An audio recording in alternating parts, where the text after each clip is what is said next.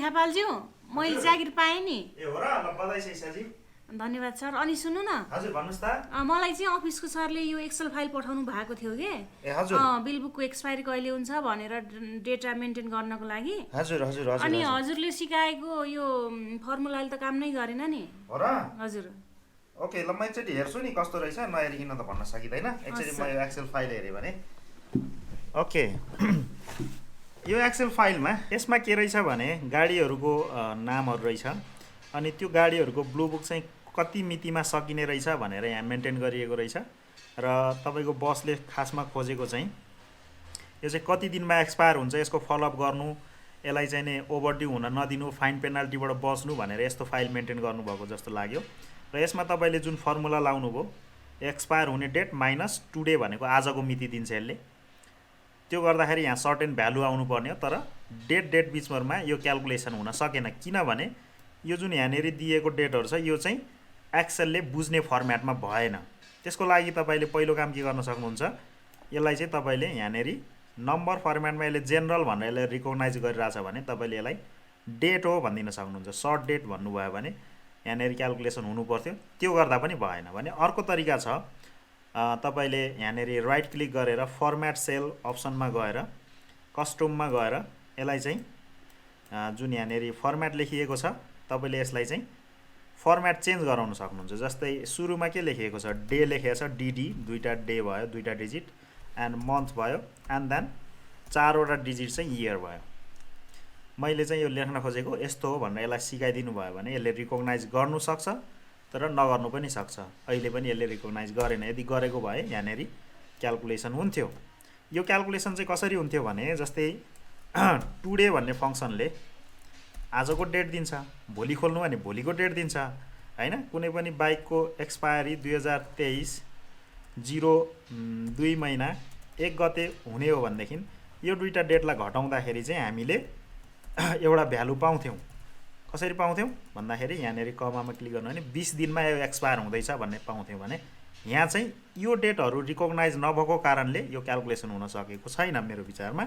So त्यस कारणले गर्दाखेरि मैले यो तपाईँहरूलाई बुझाउनको लागि चाहिँ मैले एउटा यहाँनिर कलम थपेँ है। यहाँ कलम थपेपछि चाहिँ यो डेटलाई एक्सेलले बुझ्ने गरी बनाउनु पऱ्यो। हाम्रो यो नम्बर अफ डेटा युज हुँदाखेरि त्यो फङ्सन हामीले युज गर्ने हो। सो त्यस कारणले गर्दाखेरि यसमा तपाईँहरूलाई मैले यहाँनिर पहिला राइट भन्ने फङ्सन सिकाउँछु। राइट भनेको के हो भन्दाखेरि दायाँपट्टिको यो सेलको दायाँपट्टिको 4वटा मलाई झिकेर देऊ भन्यो भने यसले के दिन्छ, राइट कमा 4 4वटा डिजिट भने नि 2023 दियो।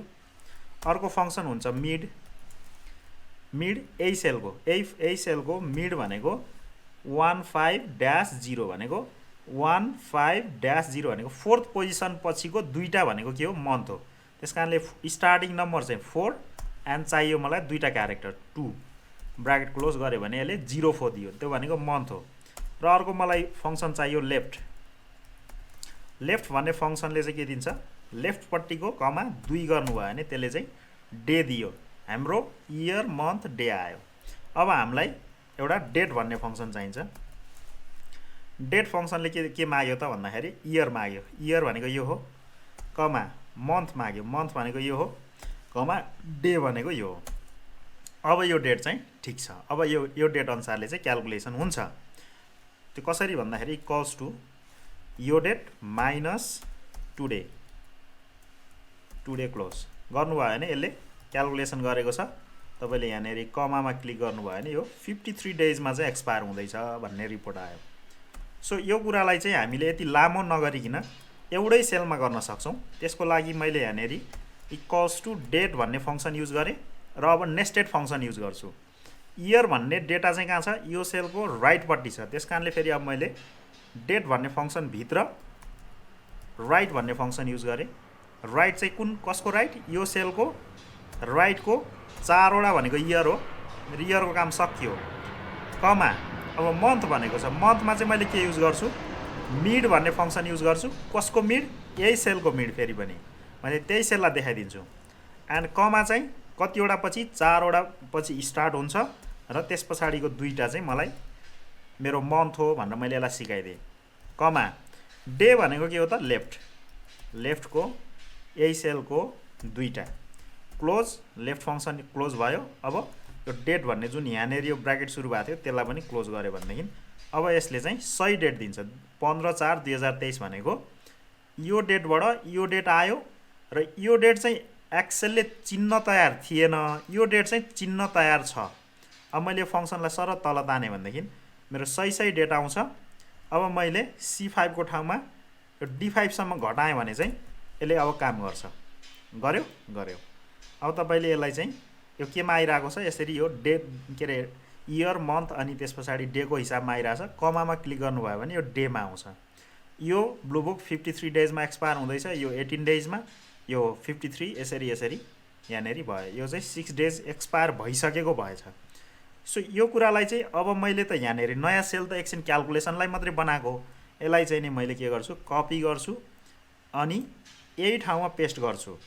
त्यसको लागि चाहिँ पेस्ट स्पेसलमा जान्छु अनि यहाँ भ्यालुज मात्रै पेस्ट गर्नुपर्ने छ। यो ठाउँमा यसलाई कपी गरेर यसलाई भ्यालु मात्रै पेस्ट गर्नुपर्ने छ।